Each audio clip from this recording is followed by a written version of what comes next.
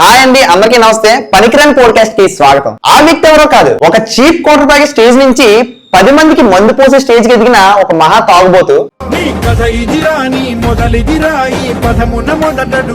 అసలు మీ లైఫ్ లో మీరు ఇలా తాగుబోతు అవుతారని ఎప్పుడైనా అనుకున్నారా? లైక్ అంటే అది వీడు వేస్ట్, వీడు మగాడు కాదు, వీడికి అసలు తాగడమే రాదు, ఇలాంటి చాలా రకాలుగా చాలా. అంటే ఒకప్పుడు లేస్ ప్యాకెట్ థమ్స్ అప్ పట్టుకున్న మీరు ఈ రోజు ఒక ఆవకాయ బద్ద ఫుల్ బాటిల్ పట్టుకునే సిచ్యువేషన్ ఎలా వచ్చింది? ఎస్ అదే చెప్తాను ఇప్పుడు.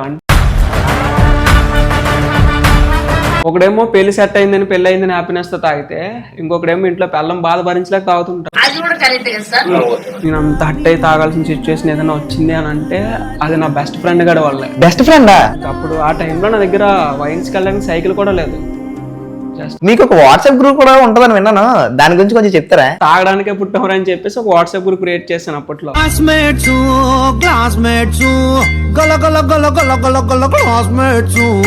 మామూలుగా తాగిన లవల్ని చూసినా సరే ప్రతి ఒక్కరికి వచ్చే క్వశ్చన్ ఇదే, శాలరీ లేకపోయినా సరే తాగడానికి సర్వైవ్ అయిపోతుంటాం. అరే, తాగడానికి ఇంత మాస్టర్ మైండ్ ప్లానింగ్స్ ఉంటాయా? ఇంకా మోస్ట్లీ మా తాగుబోతులందరినీ బాధ పెట్టించే విషయం ఏదైనా ఉంది అని అంటే అదే ఈ పోలీసు వాళ్ళు. అదేదో మా తాగుబోతుల కోసం కొత్తగా సెపరేట్ గా ఒక రోడ్ వేయచ్చు కదా.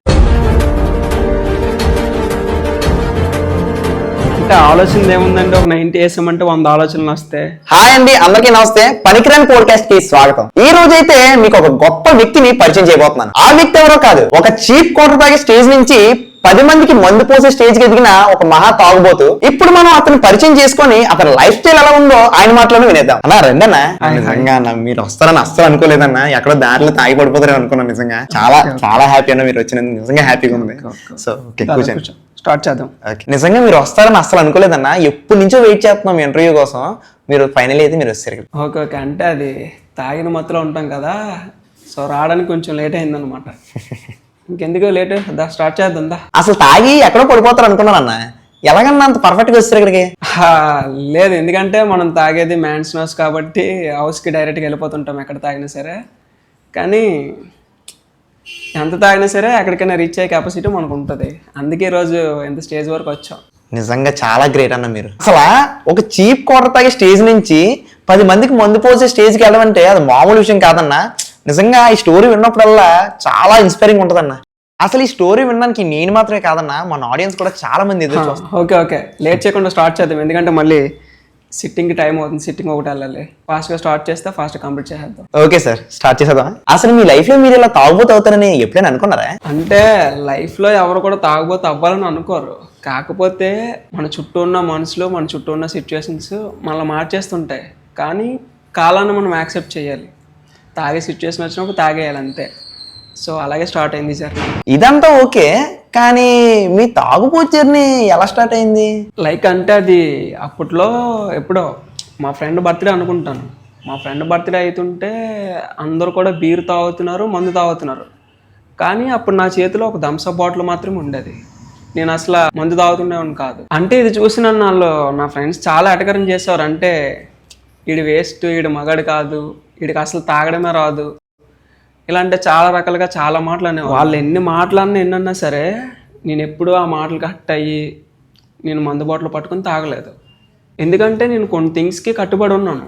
అంటే లైక్ ఇంట్లో మా మదర్, ఫాదర్, ఇంట్లో అన్నయ్య, ఇలా చుట్టుపక్కల రిలేటివ్స్ ఎలా ఎవరు ఏమనుకుంటారని ఆలోచించాను. అంటే ఇలా చుట్టుపక్కల ఎవరు మన కోసం బ్యాడ్గా అనుకోకూడదని చెప్పి నేను అసలు మందు బాటిల్ పట్టుకోలేదు, తాగలేదు. ఇదంతా ఓకే, ఇంత పర్ఫెక్ట్ గా ఉన్న మీలో సడన్ గా చేంజ్ ఎలా వచ్చిందండి? అంటే ఒకప్పుడు లేస్ ప్యాకెట్ థమ్స్ అప్ పట్టుకున్న మీరు ఈ రోజు ఒక ఆవకాయ బద్ద ఫుల్ బాటిల్ పట్టుకునే సిచ్యువేషన్ ఎలా వచ్చింది? ఎస్ అదే చెప్తాను ఇప్పుడు. అంటే ఒక మనిషి తాగాలనుకుంటే దానికి చాలా సిచ్యువేషన్స్ ఉంటాయి. అంటే అది మీకు అర్థమయ్యేలా చెప్పాలంటే, ఒకడేమో పిల్ల సెట్ అయిందని తాగుతాడు, ఒకడేమో పిల్ల బ్రేకప్ చెప్పిందని తాగుతాడు, ఒకటి జాబ్ సెట్ అయిందని తాగితే ఇంకోటి జాబ్ సెట్ అవ్వలేదని బాధతో తాగుతాడు, ఒకడేమో పెళ్లి సెట్ అయిందని, పెళ్లి అయిందని హ్యాపీనెస్ తో తాగితే ఇంకొకడేమో ఇంట్లో పెళ్ళం బాధ భరించలేక తాగుతుంటాడు. అంటే ఇలా మనిషి తాగడానికి చాలా సిచ్యువేషన్స్ ఉంటాయి. ఏం చెప్పారు సార్, నిజంగా మీరు చెప్తుంటే నా కళ్ళల్లో నిజంగా నీళ్ళు తిరుగుతున్నాయి సార్. ఉంటుంది మరి అలాగా. మరి మీ లైఫ్ లో మీరు తాగడానికి ఎలాంటి సిచ్యువేషన్ ఎదురైంది? సిచ్యువేషన్ అంటే మాది చాలా పూర్ ఫ్యామిలీ. ఇప్పుడు మా ఇంట్లో చికెన్ తినాలంటే ఏదో ఫంక్షన్ రావాలి, లేదా ఎవరొకరు తెచ్చి పెట్టాలి అంతే. కానీ మాకు చికెన్ తినాలన్నా సరే అవ్వదు. ఓన్లీ పెరుగు, చారు ఇవే పెట్టేవాళ్ళు ఇంట్లో. కానీ నాకు చిన్నప్పటి నుంచి కూడా చికెన్ తినాలని ఉండేది. ఇంట్లోనా నో ఛాన్స్, కానీ నాకు చికెన్ తినాలని ఉండేది. అయితే అప్పుడు డిసైడ్ అయ్యాను. అప్పుడు ఒక లిస్ట్ ప్రిపేర్ చేశాను. అంటే నా ఫ్రెండ్స్ బ్యాచ్లో తాగే వాళ్ళు ఎవరెవరు ఉన్నారో ఆ లిస్ట్ తీశాను. ఆ లిస్ట్లో సపరేట్గా ఇంకొక లిస్ట్ తీశాను. ఆ లిస్ట్ ఏంటి, మందు తాగేటప్పుడు స్టఫ్గా తెచ్చుకుంటారు కదా, అంటే ఎవడో లేస్ తెచ్చుకుంటున్నాడు, ఎవడు చికెన్ తెచ్చుకుంటున్నాడు, ఈ బ్యాచ్ని సపరేట్ చేశాను. ఎవడైతే తాగేటప్పుడు చికెన్ స్టఫ్గా తెచ్చుకుంటున్నాడో వాళ్ళతో ఫ్రెండ్షిప్ చేయడం స్టార్ట్ చేశాను. ఎందుకంటే ఆ చికెన్ తినడం కోసం. అక్కడ సిట్టింగ్కి వెళ్ళినప్పుడు వాళ్ళతో కూర్చోవాలి కదా, వాళ్ళకి గ్లాస్లో వాటర్ అందించడం, తర్వాత వాళ్ళు చెప్పే లవడాల స్టోరీలు విని వాడిని ఎప్పుడు ఆ స్టోరీస్ విని వాడి అమ్మ ఎందుకు వచ్చానరా అనుకునేవాడిని. కానీ నేను ఆ చికెన్ తినాలంటే తప్పదు. నేను వాళ్ళు చెప్పే లవడాల స్టోరీలన్నీ కూడా నేను వినాలి, ఎందుకంటే నాకు చికెన్ కావాలి కదా. అందుకు ఆ చికెన్ స్టఫ్ కోసం ఆ స్టోరీలన్నీ వినేవాడిని. ఇలా నేను ఆ చికెన్ స్టఫ్ తినేవాడిని, వాళ్ళు నా బుర్ర తినేవాళ్ళు. మరి మీరు ఇలా తాగడం స్టార్ట్ చేశారంటే దీని వెనక ఒక పెద్ద పెయిన్ఫుల్ స్టోరీ ఉండి ఉంటుంది, అది మాకు కూడా చెప్పొచ్చు కదా. నా లైఫ్లో నేను తాగేంత హట్ అయిన సిచ్యువేషన్, నేను అంత హట్ అయి తాగాల్సిన సిచ్యువేషన్ ఏదైనా వచ్చింది అని అంటే అది నా బెస్ట్ ఫ్రెండ్ గడి వల్లే. బెస్ట్ ఫ్రెండా? నార్మల్గా బెస్ట్ ఫ్రెండ్ అంటే కలిసి సిట్టింగ్ చేస్తాం అంటారు కదా, అలాంటిది ఆ బెస్ట్ ఫ్రెండ్ వల్ల మీరు ఎలా అయ్యాను అంటున్నారు. ఇది చాలా ఇంట్రెస్టింగ్ ఉంది, ఒకసారి చెప్తారా? అదంటే నార్మల్గా ఏ ఫ్రెండ్ అయినా సరే, ఎవరి ఫ్రెండ్ అయినా సరే ఒకటే మాట చెప్తాడు, ఏంటి మామ నాకు ఆ పిల్ల సెట్ అయిందంటే వాళ్ళ ఫ్రెండ్ నీకు సెట్ చేస్తాను మామ అని అంటాడు. ఇలాగే నా లైఫ్లో కూడా నా ఫ్రెండ్ ఒక మాట అన్నాడు, ఏమని, వాడికి లవ్ సెట్ అయినంటే నా పక్కన్న పిల్ల నాకు సెట్ చేస్తా అన్నాడు. సో ఆ రీజన్ వల్ల ఏంటంటే ఆడు అలాగే పిల్ల నాకు సెట్ చేస్తాడు కదా, ఆడికి ఆ పిల్ల సెట్ అయిపోతాయి అని చెప్పేసి ఆడికి ఆ పిల్ల అలాగైనా సెట్ అయిపోవాలని చెప్పి చాలా హెల్ప్ చేశాను. అంటే ఆ పిల్లాడికి ఒక వారంలోనే సెట్ అయిపోయింది. ఓడి అమ్మ, 1 వీక్లో సెట్ అవ్వడం అంటే చాలా గ్రేట్ అసలు ఎలా సెట్ చేశారు? ఇంకా ఏదోలా సెట్ చేశానులేండి. ఇలా ఆడికి పెళ్లి సెట్ అవ్వగానే నాకు సెట్ చేస్తానని చెప్పాడు కదా, ఇప్పుడు ఆడికి పెళ్లి సెట్ అయిపోయింది, నన్ను అవాయిడ్ చేయడం మొదలు పెట్టాడు. ఏంట్రా అవాయిడ్ చేస్తున్నాడు అనుకుని ఫీల్ అయ్యాను. ఒకసారి బయట కనిపించగానే ఏంట్రా మా పిల్లల్ని సెట్ చేస్తా ఉన్నావు కదా అని చెప్పి అడిగాను. అడిగితే ఇంక నా నంబర్ కూడా బ్లాక్లో పెట్టేశాడు. ఓకే, ఇంకప్పుడు ఫిక్స్ అయ్యాను. ఇంకప్పుడు ఆ టైంలో నా దగ్గర వైన్స్కి వెళ్ళడానికి సైకిల్ కూడా లేదు. జస్ట్ ఇంకా గట్టిగా ఫిక్స్ అయ్యాను. జస్ట్ వాక్ చేసుకుంటూ దుర్గా వైన్స్కి వెళ్ళిపోయి ఒక ఫుల్ బాటిల్ తీసుకొని వేసాను. ఇంకంతే, ఫుల్ కిక్. కానీ ఆ టైంలో రియలైజ్ అయ్యాను, అమ్మ బాధ పెట్టే మనుషుల కన్నా కిక్ ఇచ్చా మందే మంచిదని చెప్పి. బాబ్బా, ఈ లైన్ అయితే అసలు టచింగ్ బ్రో. కానీ ఒకటి, మీ తాగుబోతు జర్నీ ఎలా స్టార్ట్ అయింది అసలు? అంటే స్టార్టింగ్లో మేము కళ్ళు తాగేవాళ్ళం, అది కూడా హెల్త్కి మంచిది అన్నారని చెప్పి. తర్వాత చూస్తే కళ్ళు సీజన్ అయిపోయింది, తాగడానికి కళ్ళు లేవు. ఇప్పుడు మాకు కిక్ కావాలి. ఇంకా అయిపోయింది, లైఫ్ ఎండకు వచ్చేసింది అనుకున్నాం. కరెక్ట్గా అప్పుడే బీజర్ లాంచ్ అయింది. కానీ ఆ బీజర్ తాగినప్పుడు కూడా కిచ్చలు చేయడం స్టార్ట్ చేశారు, అయినా అవేం పట్టించుకోలేదు. ఇంకా అవి కూడా పట్టించుకోకుండా మన పని మన దగ్గర, లైఫ్లో ఇంకా ఎదగాలని చెప్పి బీర్ కూడా పక్కన పెట్టేశాను. మరి లాస్ట్ ఆ బీర్ ఆపేసారా? అప్పుడు అది బీర్ ఆపేసిన తర్వాత న్యూ లైఫ్ స్టార్ట్ చేశాను. అంటే ఇంకేది తాగినా సరే కాస్ట్లీ అయినా తాగాలి, అది అప్పు చేసి అయినా ఏం చేసి అయినా సరే నైట్ సిట్టింగ్ పడిపోవాలి అంతే. అది కూడా వైన్ తాగాలి, బీజర్లు కాదు. అంటే అప్పుడు స్టార్టింగ్లో తాగిన చీప్ క్వార్టర్ నుంచి ఈరోజు ఒక కాస్ట్లీ వైన్ దాకా, అంటే అది అప్పు చేసి అయినా సరే నైట్ సిట్టింగ్ పడిపోయి కాస్ట్లీ వైన్ ఉండాలి. చీప్ క్వార్టర్లు బీజర్లు కళ్ళు కాదు, అవి మానేసాం. ఓకే గురు, మీకు ఒక వాట్సాప్ గ్రూప్ కూడా ఉంటుందని విన్నాను, దాని గురించి కొంచెం చెప్తారా? చెప్తాను. అదే మెయిన్ మనకి ఆ వాట్సాప్ గ్రూప్ ఇంపార్టెంట్ అనమాట. యాక్చువల్లీ అంటే ఆ వాట్సాప్ గ్రూప్ క్రియేట్ చేసింది నేనే, తాగడానికే పుట్టవరని చెప్పేసి ఒక వాట్సాప్ గ్రూప్ క్రియేట్ చేశాను అప్పట్లో. దీంట్లో ఏంటంటే మాక్సిమం మా ఏరియాలో ఉన్న బాయ్స్ అందరూ కూడా వాట్సాప్ గ్రూప్లోనే ఉంటారు. ఇంకా ఆ గ్రూప్లో ఏంటంటే ఎవరికి ఏం బాధ ఉన్నా సరే ఆ గ్రూప్లో ఒకటే మెసేజ్, మామ సిట్టింగ్ అంటే చాలు, ఇంకా అందరం కలిసిపోతాం అంతే. వావ్, నిజంగా చాలా బ్రిలియంట్ ఐడియా. కానీ మీరు ఇంత లాత అవుతారు కదా, వీటన్నిటికీ మీకు డబ్బులు ఎలా వస్తాయండి? మాకు అందరికి ఇదే పెద్ద క్వశ్చన్. మామూలుగా తాగిన నవలను చూసినా సరే ప్రతి ఒక్కరికి వచ్చే క్వశ్చన్ ఇదే. కానీ నన్ను చాలా మంది అడిగారు, కానీ నేను ఎవరికి ఆన్సర్ చెప్పలేదు. ఇప్పుడు సిచ్యువేషన్ టైం వచ్చింది కాబట్టి ఇప్పుడు నేను ఆన్సర్ చెప్తా ఖచ్చితంగా. అంటే ఇప్పుడు 1st తారీఖు నా శాలరీ పడుతుంది, నేను అందరికి మంది ఇప్పిస్తాను. తర్వాత ఇంకొకటి శాలరీ పడుతుంది, తర్వాత ఆడ పార్టీ ఇప్పిస్తాడు, అందరం కలిసి తాగుతాం. మరి మీ శాలరీ అయిపోతుంది కదా, అప్పుడు మీరు ఎలా మేనేజ్ చేస్తారండి? ఇది చెప్పొచ్చో లేదో తెలియదు, కానీ మీలో చాలా మంది బస్ స్టాపుల్లోని రైల్వే స్టేషన్లో చూసే ఉంటారు కదా, అన్న నా పర్స్ అది మిస్ అయిపోయింది, నేను చాలా దూరం వెళ్ళాలి, ఒక 100-200 ఇవ్వండి అని చెప్పి చాలా మంది మనం డబ్బులు అడిగా ఉంటారు. నేను కూడా చాలా సార్లు చూసానండి, నాకు ఒకసారి జాలనిపించి ఒక 200-300 ఇచ్చాను నేను కూడా. ఇచ్చారేట ఆల్రెడీ. ఇలాగనమాట, ఇలా దండిని కలెక్షన్ అంతా తీసుకొచ్చి మా బ్యాచ్ ఈ డబ్బులన్నిటిని ఏం చేస్తామంటే ఇలా కలెక్ట్ చేసిన డబ్బులన్నిటిని కూడా మా సిట్టింగ్ వాడుకుంటుంటాం. అంటే 5,000 వచ్చింది అనుకో, 5,000 సిట్టింగ్ అంటే గట్టిగా ఇప్పుడు 10,000 సిట్టింగ్ వస్తుంది ఒక్కొక్క రోజు, ఒక్కొక్క రోజు 10,000 కలెక్షన్ అవుతుంది, ఒక్కొక్క రోజు 5,000 కలెక్షన్ అవుతుంది. ఇలా ఎంత కలెక్షన్ వచ్చినా సరే ఫైనల్గా మేము అందరం కలిసి సిట్టింగ్ వేసుకుంటాం. దాన్ని బట్టి మేము శాలరీ లేకపోయినా సరే తాగడానికి సర్వైవ్ అయిపోతుంటాం. అరే తాగడానికి ఇంత మాస్టర్ మైండ్ ప్లానింగ్స్ ఉంటాయా?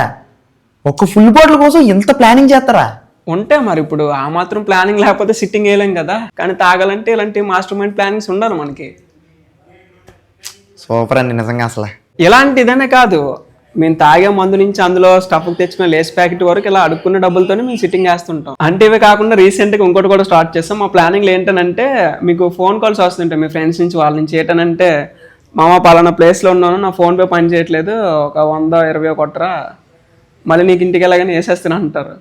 అది కూడా మా ప్లానింగే. అవునా? ఆ కలెక్షన్ ఏదైతే ఉందో అంతా కూడా మేము సిట్టింగ్గా వాడుతుంటాం. ఇది అంతా ఎప్పటి నుంచి చేస్తున్నారండి అసలు? ఇదంటే ఒకప్పుడైతే ఉండేది కాదు, ఎందుకంటే అప్పట్లో ఈ ఫోన్లో ఉండేవి కాదు కదా. అవును. కానీ ఇప్పుడు మా మైండ్ సెట్ ఎలా ఉంటుందంటే, ఎలాగైనా తాగాలి, డబ్బులు ఉన్నా తాగాలి, డబ్బులు లేకపోయినా తాగాలి. తాగడానికి కొనుక్కోవాలంటే డబ్బులు ఉండాలి కదా. ఆ డబ్బుల కోసం మేము ఎంత హై లెవెల్ ప్లానింగ్కైనా సరే వెళ్తాం. వా వా సూపర్ అండి అసలు నిజంగా.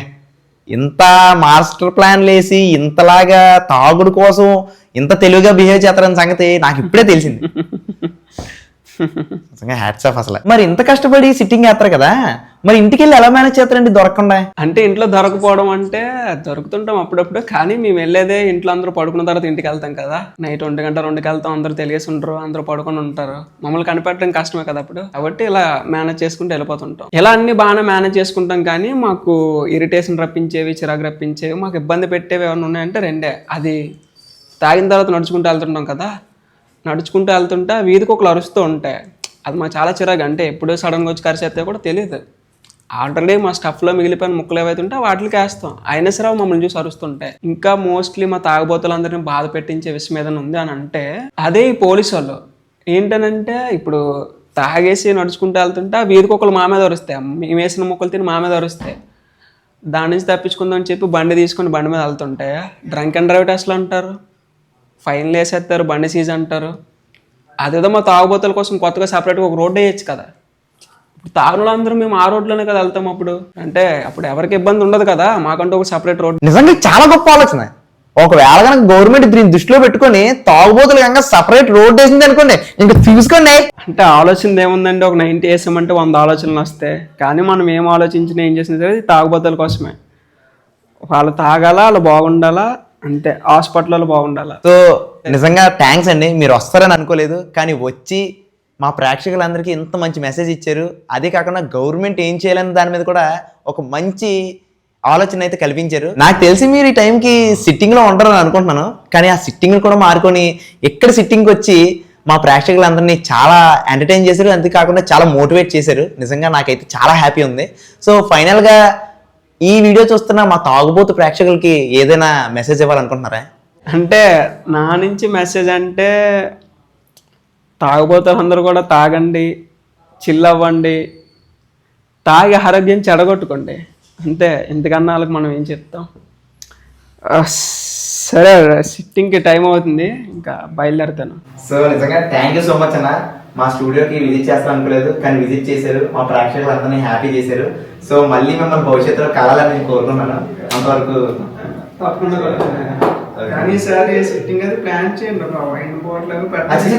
యాక్చువల్లీ ప్లాన్ చేసాం, కాకపోతే ఈ టైంకి మందు షాపులన్నీ మూసినే వల్ల తప్పలేదు. సో అంటే అక్కడ వాళ్ళు కూడా తాగిపడిపోవడం వల్ల పోలీసులు వచ్చి రాపేస్తారు. సో దానివల్ల తప్పకుండా అన్న, తప్పకుండా. మీరు కూడా జాగ్రత్తగా ఇంటికి వెళ్ళండి. మనం తాగేది మ్యాన్షన్ హౌస్ కాబట్టి మనం హౌస్ చేరుకునే ఐడియాలు మనకు ఉంటాయి. ఓకే అన్న,